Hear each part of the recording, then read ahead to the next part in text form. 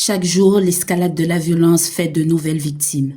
Dans la nuit du 15 au 16 décembre, les rafales d'armes automatiques et les tirs sporadiques ont résonné dans les quartiers de Poupla et de Post-Marchand en plein cœur de la zone métropolitaine. Non loin, dans un camp de déplacés installé au lycée des jeunes filles, plusieurs personnes auraient été blessées par des projectiles hier dimanche. De jour comme de nuit, les groupes armés maintiennent une pression constante et multiplient les attaques surprises. Les hôpitaux, déjà saturés et en faible capacité opérationnelle, enregistrent des dizaines de décès parmi les civils chaque jour. Selon le Haut-Commissariat des Nations Unies aux droits de l'homme, la violence liée aux gangs a causé près de 5000 décès et plus de 2000 blessés pour cette année. Après chaque attaque, les gangs sèment la souffrance. Ils brûlent des maisons, pillent, violent et enlèvent des personnes.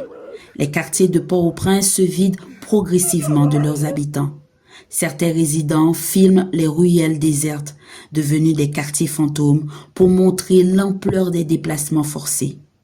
Livrés à eux-mêmes, les habitants appellent désespérément à l'aide.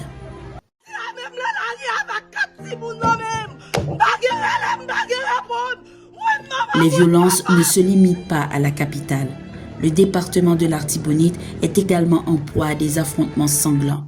Malgré les efforts de la police nationale d'Haïti et de la force kenyane pour reprendre le contrôle de bâtiments stratégiques, dont des commissariats, les membres des gangs persistent et reviennent à la charge.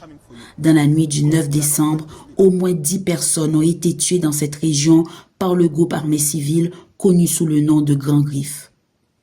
Le 12 décembre dernier, le Premier ministre Alex Fizeme a pris brièvement la parole pour annoncer une augmentation du salaire des policiers.